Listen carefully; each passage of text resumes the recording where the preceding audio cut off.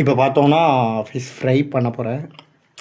அதுக்கு தேவையான இன்க்ரீடியன்ட்ஸ் எல்லாம் எடுத்து வச்சுருக்கேன். என்னென்ன அப்படின்னு சொல்லி பார்த்தோன்னா, இது வந்து மிளகாத்தூள், இது வந்து கரம் மசாலா, இது மஞ்சத்தூள், இது வந்து மல்லித்தூள், இது சிக்கன் பொடி, அதுக்கப்புறம் இது சாம்பார் பொடி. எனக்கு அந்த ஃப்ளேவர் பிடிக்கிறதுனால நான் ஆட் பண்ணியிருக்கேன். ப்ளஸ் உப்பு தேவையான அளவுக்கு.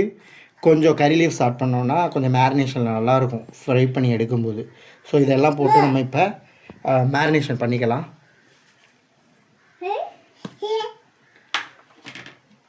மேரினேஷனுக்கு கொஞ்சம் தேவையான அளவுக்கு ஆயில் யூஸ் பண்ணிக்கிட்டோம்னா கை வந்து எரியாமல் இருக்கும். ஸோ இதை போட்டுட்டு மேரினேஷன் பண்ணிடலாம்.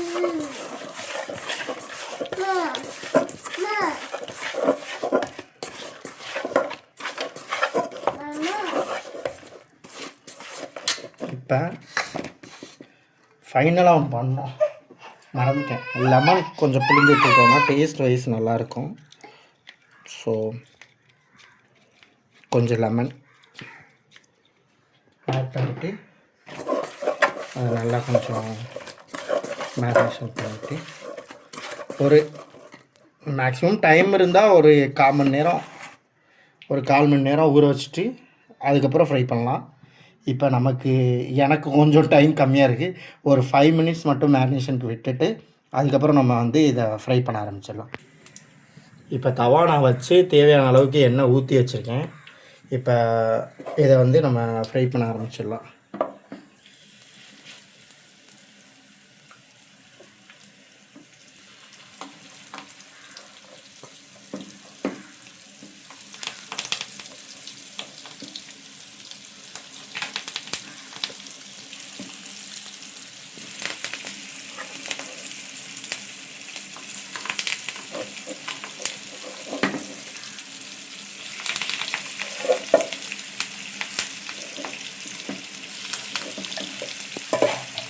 ஸோ கொஞ்சம் ஆயில் மட்டும் எல்லா இடமும் ஸ்ப்ரெட் பண்ணுற மாதிரி வச்சுட்டு கொஞ்சம் ஸ்லோ ஃப்ளேமில் வச்சுக்கிற வேண்டியதான்.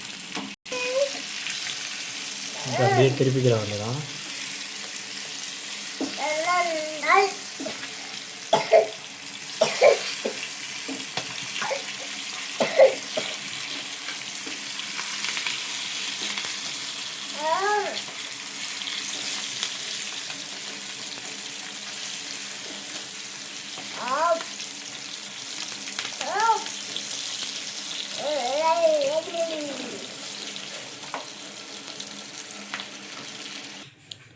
இப்போ நம்மளோட ஃபிஷ் ஃப்ரை வந்து ரெடி ஆயிடுச்சு.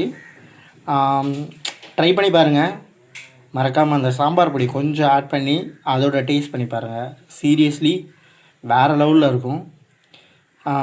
மறக்காமல் ட்ரை பண்ணிவிட்டு ஏதாவது உங்களுக்கு டிஃப்ரெண்ட் டேஸ்டஸ் ஏதாவது தெரிஞ்சிச்சுன்னா கமெண்ட் பண்ணுங்கள், ஷேர் பண்ணுங்கள், லைக் பண்ணுங்கள், சப்ஸ்கிரைப் பண்ணுங்கள்.